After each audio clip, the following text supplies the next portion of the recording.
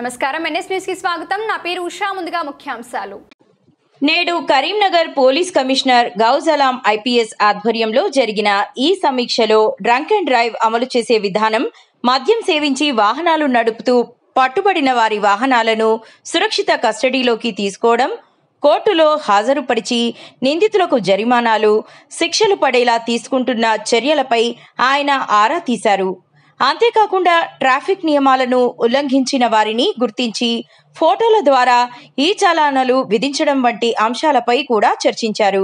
Motor cycle సైలెన్సర్లను మార్చి అధిక శబ్దాన్నిచ్చే సైలెన్సర్లను బిగించి శబ్ద కాలుష్యానికి పాల్పడుతున్న వారిని గుర్తించి శుక్రవారం నాడు పోలీస్ కమిషనర్ సమక్షంలో పోలీస్ హెడ్ క్వార్టర్స్లో రోడ్ రోలర్ సహాయంతో 243 సైలెన్సర్లను ధ్వంసం చేసినట్లు తెలిపారు।